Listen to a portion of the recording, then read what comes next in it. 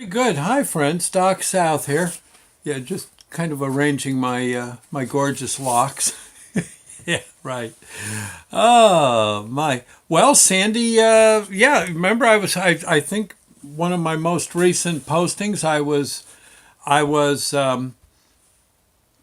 was concerned about Sandy having to call healthcare.gov. Do the yearly report. Very nervous about it. Tell you the truth. Quivering in my boots. Yeah, pretty much it. Kind of shook. It was very tense, waiting for you know, waiting for a chance, a time slot to fit, 8 hours of sitting on the phone, like years past, and it was rather, I got to say, it was rather traumatic, and a lot of times what happens, at least it used to in the past, when I'd called to do her data, they didn't want to hear from me. Who are you? You're not Sandy, Sandy South. I said, well, no, I'm her husband. How do we know that? Yeah. Next thing you know, I'm getting, oh my gosh, uh, it's,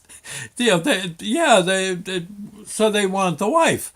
And then we drag Sandy kicking and screaming to the phone, and she's talking with him. Next, she's cut off, and oh my God, it's like 3 weeks of hell trying to get everything put together. Well, so to this year, I said, Sandy, you're just going to have to make the call. And we've been putting it off and putting it off and putting it off, gathering data, reams of reams of papers. I mean, you just can't imagine. I don't think I could lift them all. And I'm in relatively good shape for an old geezer.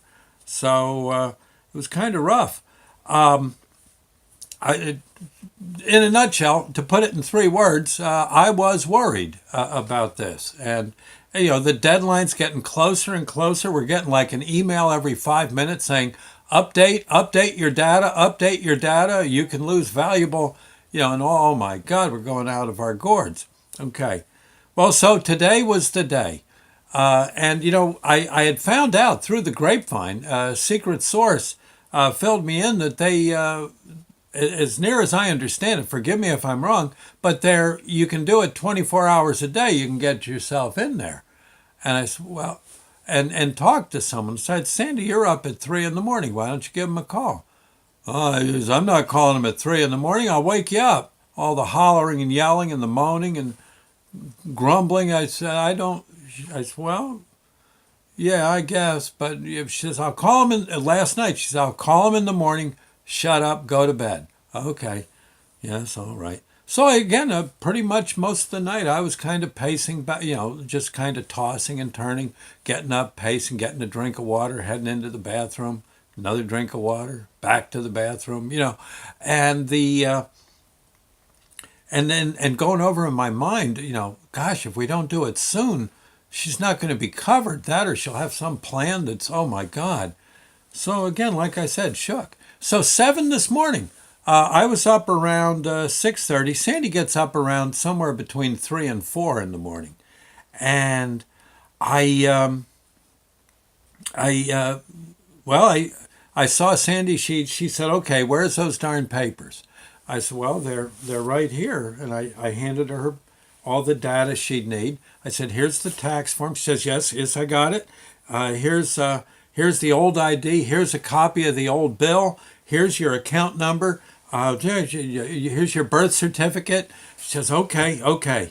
So she calls up. I said, "You're going to be, you got to get started because she says, I'm calling, I'm calling. I said, because, you're liable to not get through. There'll be busy signals. We only got 2 days. You got 36 hours. She says, okay. She says, guys, shut up. She says, you're getting me crazy. I said, well, all right. And so anyway, she starts calling, and lo and behold, she got right in. I think it was 2 rings on the phone. 2 rings. Yeah. And she's talking. Yeah, I stayed near at hand, so I could spell her while she's on hold if she had to go to the bathroom or shopping, you know, uh, get the car oiled. The little things you do while you're on hold, and change the oil. I mean, and And also, you can only take so much of that phone music. Yeah, yeah. I think last year, last year, yeah, they played basically. I think it was a Motown uh, hit uh, but it was Doorbells. Yeah, I think, yeah, and I think it was that song "Shop Around" by Smokey and the Miracles. Yeah, over and over and over. And I, I, I don't know. I was worried about that too. I mean, you can only take so much of those bells. It's like wasn't there chimes in that great movie? Well, it wasn't so great. It was a scary doggone movie, The Exorcist, right? Okay, yeah, those bells. Well, anyway, uh, but so Sandy's she's letting it ring. She says one ringy dingy, two ringy dingies. I'm thinking, oh my God, it's gonna be about a million rings before they even answer. Next thing you know, I think third ring, she's talking to someone. Oh, hello, this is Sandy. Uh huh. Yes. Yes. Uh huh. Okay. Uh, and this was evidently someone came on to direct the call. Okay, to direct her call. She said, "Well, I want to update my my account, like you do every year." And she says, "Well, thank you very much." To whoever was on the line. I said, "Well, who's on the line?" She says, "I don't know. She seemed like a very nice guy. He's directing the call." I said, is it ringing again?" She says, "Well, no, now it's banjos are playing. The Impossible Dream. I think," he says, "to live the impeccable." Yeah, she says it's the Impossible Dream. I said, "Wow, let me hear that." And all of a sudden there's a guy, a guy on the line, and says, "How can I help you, Mrs. South?" And I said, "Well, wait a minute, I'm Mr. South." Well, "Well, can I speak with your wife?" I think that's who called. I said, "Yes, yes, let me get her." "Sandy, they're already there. It only rang twice." I said, "So God," she says, she's nervous. She's going through her papers, and all the data, and yeah, she said, and the guy and her were like chatting back and forth. They were switching, mentioning the weather. I think the guy was out in Albuquerque. He was saying how it was kind of cold, and Sandy said, "Well, here in Jersey, it's just starting. It looks like we might get some rain." And they're having small talk. Next thing you know, they're trading recipes and stuff. Ay ay ay. And then talking about something that was on TV. Oh, that music show. The music contest. I don't get to see it, but Sandy watches all. I think there's two or three of them on. They were talking about who their favorite singer was. Finally, Sandy says, "Well," the person asks, "Well, what can I do for you?" And Sandy says, "Well, I'm a year older now." And the person's, "Oh," she says, "Thank you for the birthday wish. It's Sandy's birthday today." And they were rather well. I guess the people at healthcare.gov, the other operators gathered around, sang her happy birthday. Yeah, and and they asked how I'm doing, and yeah, no, they did. They said, "Hey, that guy that was online, who is that?" Well, she said, "That's my husband, Doc."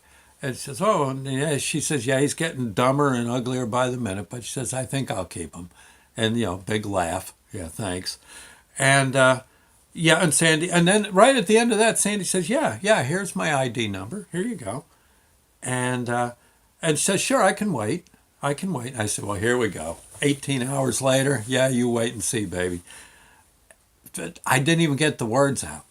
And the person's back on the line saying, "Nope, you're okay." I could hear Sandy saying, "No, no, no, no, nothing's changed." The guy says, "Okay, nothing's changed. Like you said, it looked like you were okay, but you say nothing changed. It's the same old, same old." That's what Sandy said, same old, same old. And the person laughed at that. And I was ready. I had a copier. I had rented a copier just in case we needed to make triplicates or quintuplicates. And the person said, "Okay, yep, there you go. Yep, you're all set for next year. Have a nice day." And that was it. And I'm looking at the copier. I said, "Doesn't anyone want a copy?" Huh? No? Okay. And and Sandy said, "Well, thank you very much. It was a pleasure. Sure, you can call anytime." And the I've got more recipes. And and yeah, okay, I'll say hi to Doc for you. And that was it. That was it. She hung up and said, "There, we're covered for next year."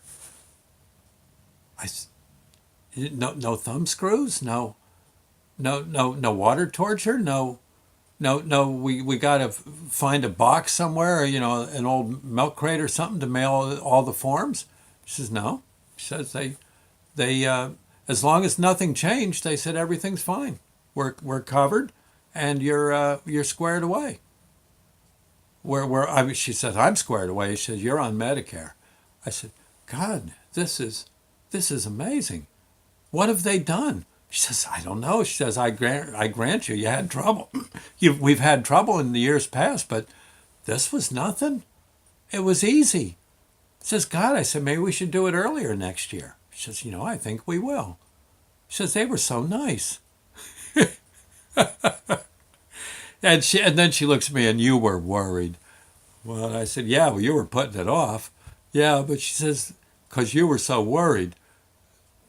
Well, yeah, now that I think about it, you're right. I was worried. I figured, if we didn't get the plan, next thing you know, you'll get a gallbladder attack or something. It'll cost us $18 million, or God, we'll be on the street. Yeah, she says, well, no, it worked out. It worked out nicely. I said, well, it's going to be pretty much the same as last year, huh? She says, yep. I said, well, I'll be doggone. So anyway, I just thought I'd pass that on to you. If you've got misgivings, frankly, I think they've got this thing I think they've got it squared away. So anyway, I just thought I'd say, healthcare.gov. Yep, I think. I mean, yeah, it's confusing and all that, but it really wasn't that bad compared to what I thought anyway, or what it was when it first started. Oh my God, death march. But Sandy seemed yeah. I'm just saying. Anyway, friends, I better run. At least so far so good. Okay, we'll see you later. God bless. Bye now.